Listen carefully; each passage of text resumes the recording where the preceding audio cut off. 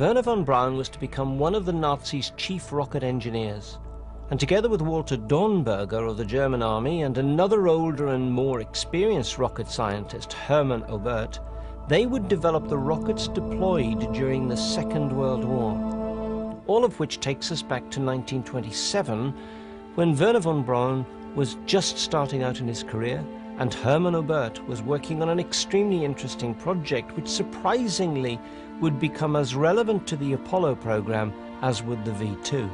In the late 1920s, Hermann Oberth was invited to work on the German production Frau in Mond, Woman in the Moon. It was a Fritz Lang film, with a script credited to Lang's wife, Theo von Harbou.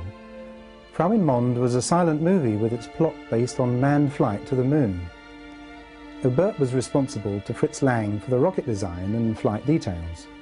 It would appear that NASA has followed the principal elements of this virtual blueprint ever since. This design was for a multi-step rocket. As each stage runs out of fuel, it drops off into space and the next stage takes over, thrusting the craft further onwards. Oberth's design for the rocket comprised 3 steps. Apollo's launcher, the Saturn V, was a 3-stage rocket. It was constructed in a vertical position in a huge assembly shed. This is the house that Jack built over at the future Cape Kennedy. It's called the Vehicle Assembly Building and is very similar to that first German rocket shed.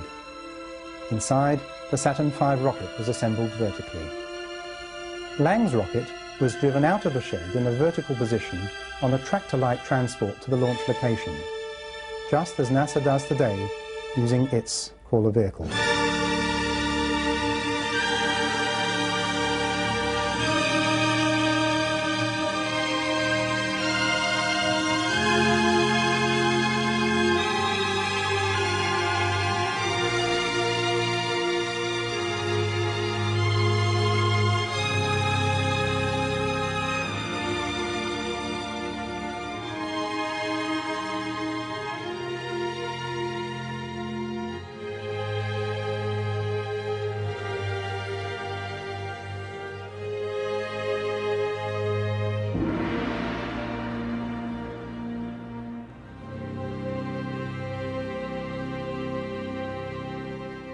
The Soviets, however, preferred to construct their rockets horizontally and then deliver them horizontally to the launch pad, as the Russians still do today.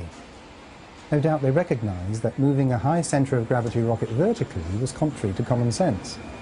And contrary to some received opinion in the West, the Soviets have in fact always been the world's leaders in rocket development.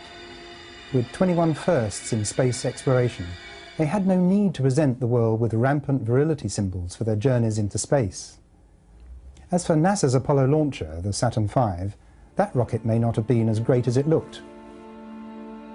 To emphasize the moment before liftoff, Fritz Lang created the 10-9-8 countdown. It was one of the movie's most dramatic features. Lang had intended this countdown procedure merely to increase the dramatic tension at the launch.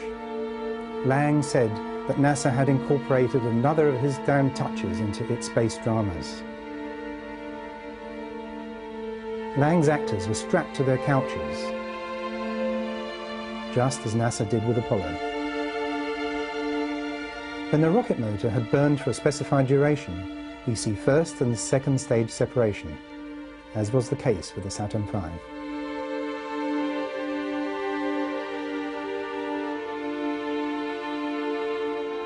In order to prevent the occupants from floating around the cabin in microgravity, they used a very practical solution of foot grips. Later, NASA was to stick everything to the walls with Velcro tape. And this attractive and exotic demonstration of the way that water globules will float in microgravity has also become an industry standard.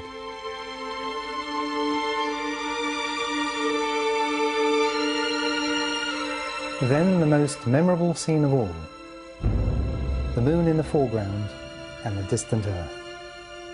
A scene first visualized in the 1920s. And the lunar landscape as designed by Lang's artists, with a camera set up ready.